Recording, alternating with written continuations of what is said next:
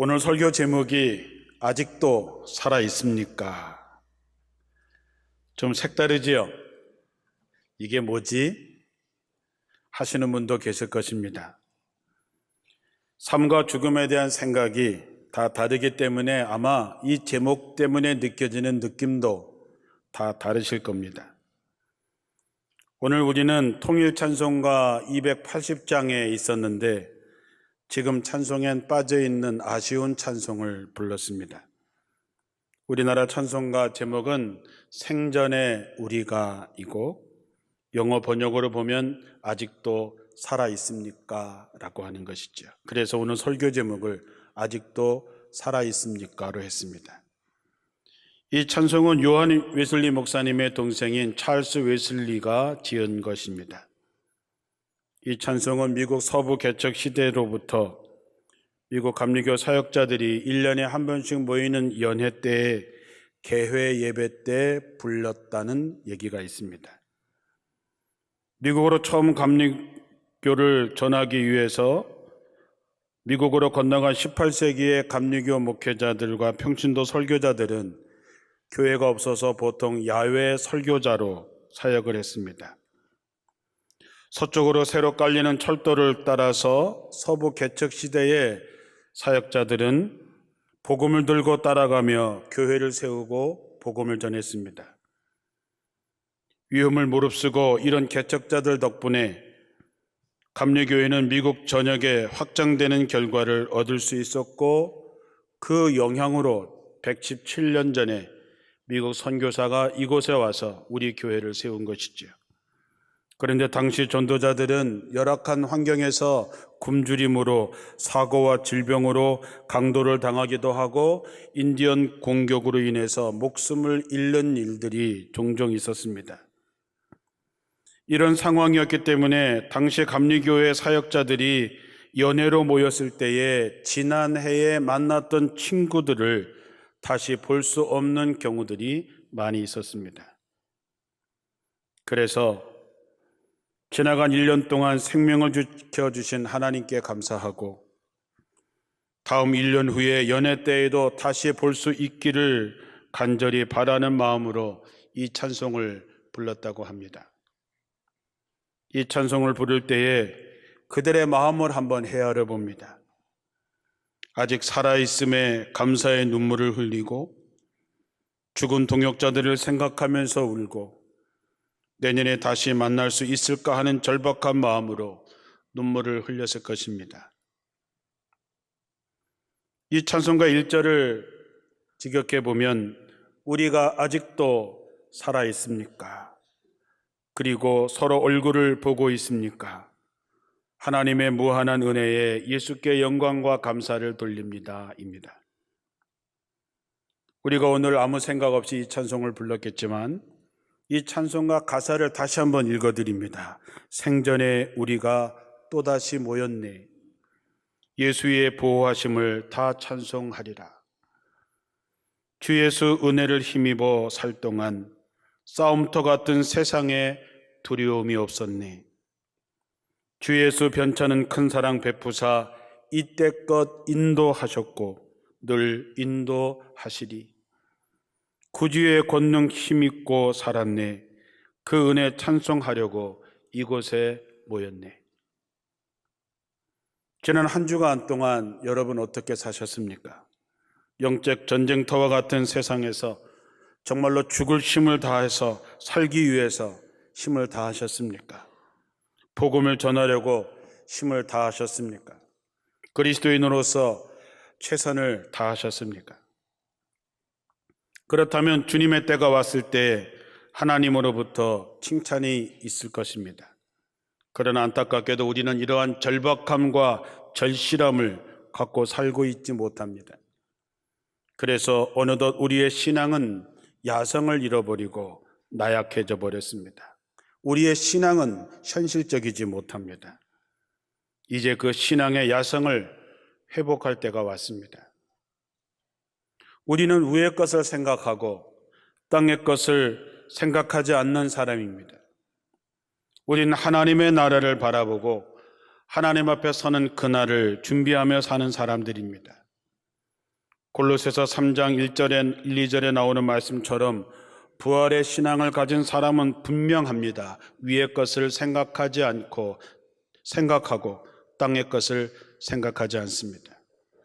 내 판단을 가지고 사는 것이 아니라 하나님의 뜻을 생각하고 거기에 초점을 맞추며 살아갑니다. 로마서 14장 8절에 나오는 말씀처럼 우리가 살아도 주님을 위해서 살고 죽어도 주님을 위해서 죽습니다. 그러므로 우리는 살든지 죽든지 주님의 것입니다. 이 고백이 우리의 분명한 고백이 되어야 됩니다. 오늘 주님 앞에 선다 해도 여한이 없는 삶을 살아가야 되고 매일매일 치열한 영적 전투에서 매일매일 죽는 삶을 살아야만이 매일매일 새롭게 사는 삶을 경험하게 되는 것입니다. 살아있는 신앙의 삶은 무엇인가? 초점이 분명한 삶입니다. 그것은 우리가 이 땅에 아직 살아있는 이유, 그것은 선교하기 위해서 살아있는 것입니다. 부활의 신앙을 갖고 있는 사람의 증거는 그가 전도자의 삶을 살아가느냐 선교사의 삶을 살아가느냐를 보는 것입니다. 예수님의 제자들이 예수님의 부활을 보기 전에는 누가 더 높은 자리에 갈 수 있을까? 누가 더 좋은 자리에 갈 수 있을까? 누가 더 힘 있는 자리에 갈 수 있을까를 가지고 싸웠습니다. 그러나 부활의 신앙을 갖게 된 그들은 모두가 다 순교자가 되었습니다. 부활의 신앙을 가진 우리를 이 일을 위해서 부르신 것입니다. 믿음을 가진 우리가 세상에 아직 살아 있어야 할 이유는 너희는 가서 모든 민족을 제자로 삼아 아버지와 아들과 성령의 이름으로 세례를 베풀고 내가 너희에게 분부한 모든 것을 가르쳐 지키게 하는 것. 그것이 우리가 살아야 하는 유일한 이유입니다. 그렇게 될 때에 주님께서는 세상 끝날까지 우리와 항상 함께 있겠다고 약속하셨습니다. 우리가 이 땅에서 생명을 가지고 사는 동안 전도하고 선교하는 일에 최우선의 삶을 살아야 됩니다.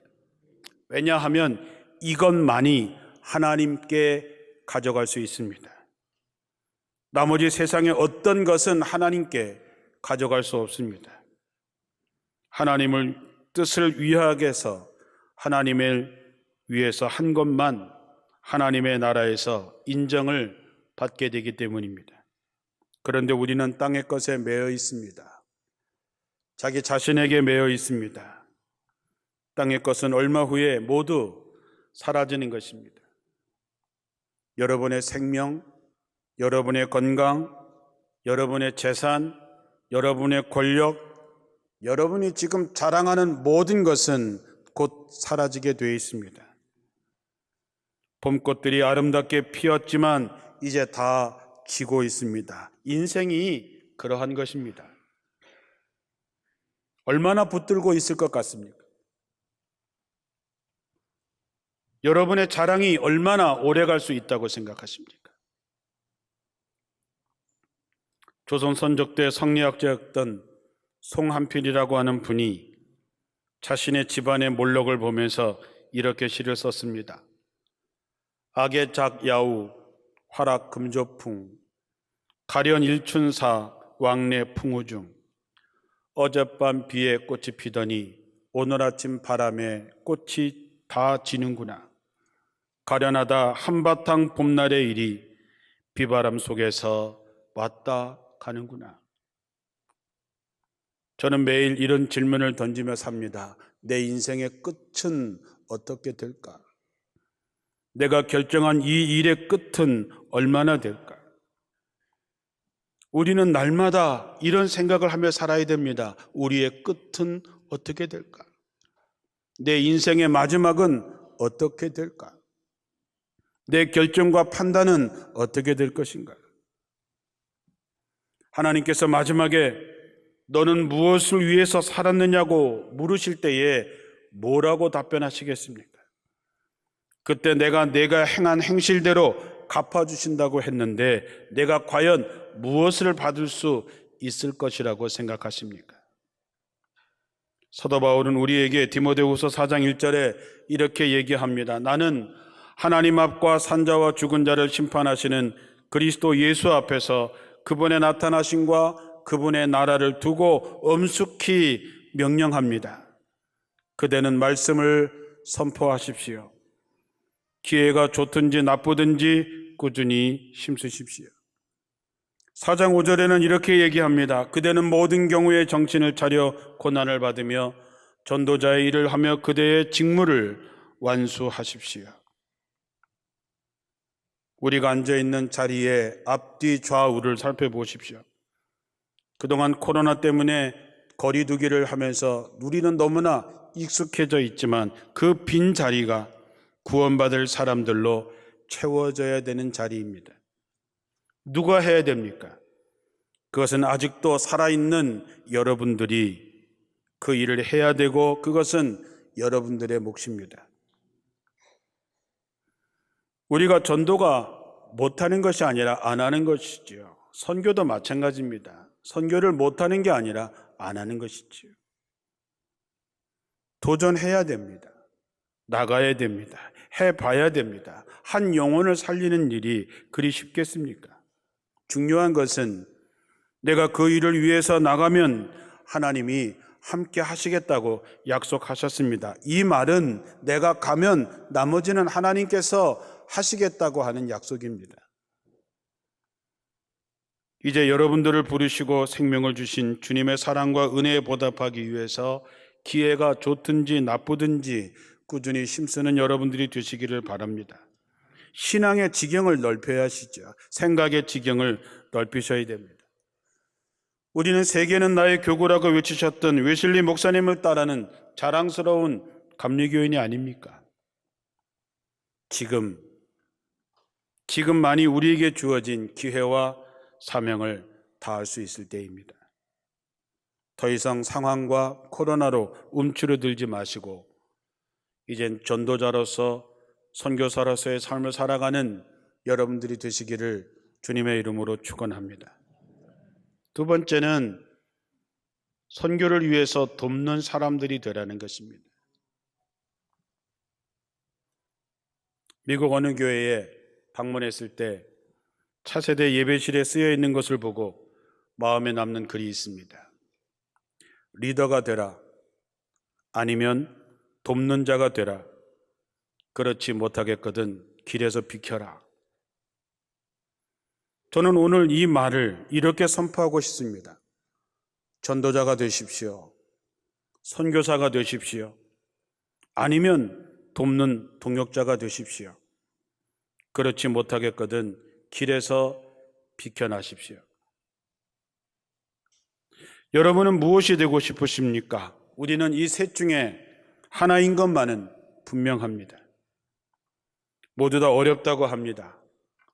이제 교회는 코로나 전으로 돌아갈 수 없다고 얘기하고 해외 선교는 위축될 거라고 얘기합니다. 자, 그래서 어떻게 하시겠습니까?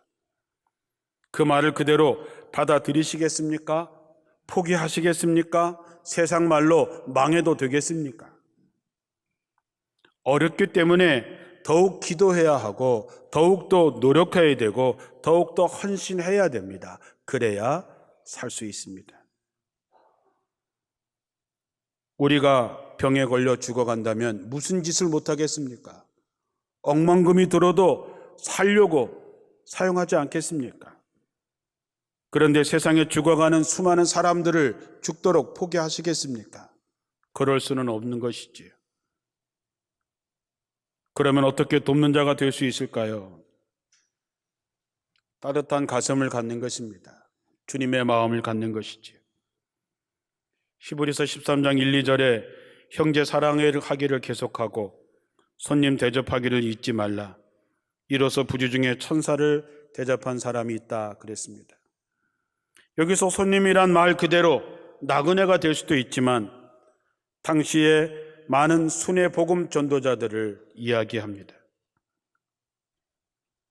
성경을 읽다가 보면 만약이지만 사도 바울의 보호자가 되었던 베베 집사님이 안 계셨더라면 바울은 어떻게 되었을까?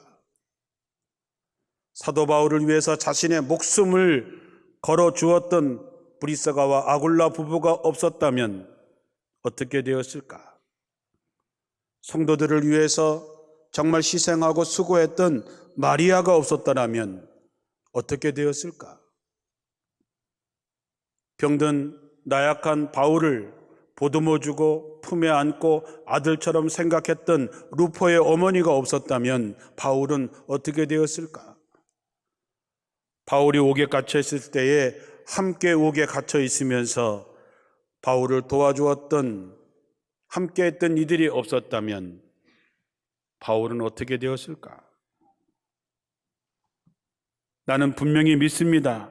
저들이 천국에서 바울이 받는 상급을 받을 때에 그들도 함께 받았을 것입니다. 왜냐하면 그들 때문에 바울이 있었기 때문이죠. 여러분은 목사님들에게, 선교사님들에게, 성도들에게 어떤 사람으로 기억될 것 같습니까? 마태복음 16장 25절에 나오는 말씀처럼 누구든지 제 목숨 하나 살려고 하는 사람은 그 목숨을 잃을 것이고 누구든지 주님을 위해서 자신의 목숨을 버리는 사람은 목숨을 찾을 것이라고 말씀합니다. 사람이 온 세상을 얻고도 제 목숨을 잃으면 무슨 이득이 있겠느냐? 또 사람이 제 목숨을 되찾는 대가로 무엇을 내놓겠느냐? 마지막 때에 각 사람에게 그 행실대로 갚아줄 것이라고 말씀했습니다. 1년에 4월이 되면 해외 선교사님들이 연회를 위해서 우리나라를 방문하게 됩니다. 우리 교회 선교사님이든 아니든 우리를 방문할 때에 그들을 따뜻하게 맞이할 수 있는 살아서 만나는 것에 대한 기쁨과 감격을 가지고 그들을 맞이해 줘야 되고 그들에게 따뜻한 식사 한 끼 그들을 격려하고 도와주시기 바랍니다. 하나님은 우리를 위해서 예수 그리스도를 보내셨습니다. 우리가 그만한 자격이 돼서 보내신 거 아니지 않습니까? 예수님은 우리를 위해서 십자가 달려 죽으셨습니다. 우리가 그만한 가치가 있는 사람이 아닌 거 알지 않습니까? 그러나 우리는 예수를 믿고 가치 있는 사람이 된 것이지요. 예수님의 마음, 하나님의 마음을 품고 세상을 변화시키기 위해서 우리가 아직 살아있는 것입니다. 따뜻한 가슴이란 관심이고 사랑입니다. 그래야 돕는 자가 될 수 있습니다. 두 번째는 기도로 돕는 것입니다. 기도는 능력입니다. 이곳에서 기도할 때에 그곳에 하나님의 역사가 나타나는 능력입니다. 우리가 이곳에서 기도할 때에 그곳에 있는 자녀들이 하나님의 은혜를 받고 사는 것입니다. 우리가 이곳에서 기도할 때 해외에 나가 있는 선교사 그곳에 하나님의 역사가 나타나는 것입니다. 그래서 기도는 관심이고 중보는 사랑인 것이죠. 기도하면 무엇을 어떻게 도야 하는지 성령께서 깨닫게 하십니다. 성령이 역사하시면 거기에 하나님이 능력이 나타나고 그것을 경험하게 되면 동역자가 되는 것입니다. 인도네시아의 주성홍 최강자 선교사님께서 한국에 들어오셨습니다. 이제 코로나 상황이 풀려서 이성민 선교사님과 최보람 선교사님도 이제 서너 달 안에 필리핀과 인도네시아로 떠날 것입니다. 내년이면 권호성 권사님이 감리교 신학대학원을 졸업하고 목회자 선교사로 아프리카 케냐로 떠나게 될 것입니다. 그런데 그들이 우리 교회의 중보 기도에 후원이 없다면 과연 선교할 수 있을까요? 영적 전쟁터에서 우리의 중보 기도 없이 그들이 과연 살아날 수 있을까요? 우리의 기도의 동역 없이는, 우리의 사랑과 관심 없이는 불가능한 일입니다. 우리가 그곳까지 가지는 못하지만 따뜻한 사랑과 강력한 중보 기도로 필요한 재정으로 그들을 도울 때에 하나님의 역사는 그곳에서 이루어지는 것입니다. 세 번째는 물질로 돕는 것입니다. 선교를 위해서 재정 후원이 필요한 것이 너무 많습니다. 제게도 수많은 요청이 들어오지만 다 도울 수 없는 것이 너무 안타깝습니다. 이번 사순절 새벽기도 헌금과 그동안 새벽기도 헌금 모은 것을 이번에 북한 선교를 위해서, 인도네시아 선교를 위해서, 그리고 지방 내 선교사님들과 월세 내는 임대교회를 위해서 돕게 됩니다. 여러분, 전쟁을 하는데 무기를 지원해 주지 않는다면 그 전쟁을 이길 수 없습니다. 아마도 우리의 정성된 헌금을 보내줄 때에 그곳에 하나님의 나라가 확장될 줄로 믿습니다. 하나님이 여러분에게 물질을 허락하신 이유가 무엇일까요? 저는 한 가지라고 봅니다. 선교하라고 주신 것입니다.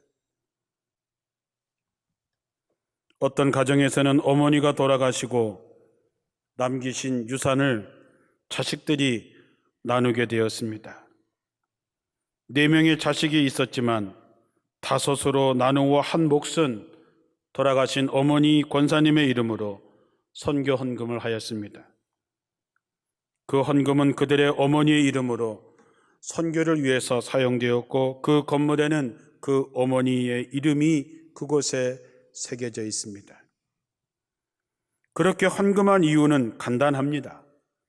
평생 하나님을 섬겨오신 어머니의 삶의 흔적을 이 땅에 남기고 싶어 하는 자식들의 마음입니다. 미국에서는 이런 일들이 보편화되어 있지만 우리 문화에서는 그렇지 못합니다. 여러분도 한번 이제 그렇게 해보시는 것이 어떠할까요? 여러분이 살아온 삶의 흔적과 이름이 선교지에 남게 된다면 의미 있는 일이 아니겠습니까? 또한 여러분의 자녀들도 남아있는 여러분의 이름과 흔적에 그 신앙을 이어가게 될 거라고 믿습니다. 사랑하는 선교 여러분, 우리는 선교를 위해서 부르심을 받았고 보내심을 받았고 그래서 아직도 살아있는 것입니다. 하나님의 따뜻한 가슴이 되고 돕는 손이 되고 전도자의 발이 되어서 땅끝까지 이르러 복음의 증인이 되어야 됩니다. 맡은 자들에게 구할 것은 오직 충성뿐이라 했습니다. 마지막 때가 되면 다 드러난다 그랬습니다. 감추인 것 하나 없이 다 드러나게 되고 그때 각 사람에게 하나님으로부터 칭찬이 있을 것이라 그랬습니다. 따뜻한 마음, 넉넉한 손, 부지런한 발이 되어서 전도자의 삶, 선교의 삶을 살아가시기를 바랍니다. 아니면 돕는 사람들이 되시길 바랍니다. 우리가 아직 살아있는 이유는 이것 때문입니다. 우리가 행한 대로 상급을 받게 될 때에 전도자가 선교사가 받는 상급을 함께 나누고 또한 우리 모두 서로에게 기억되는 동역자들이 되시기를 주님의 이름으로 축원합니다.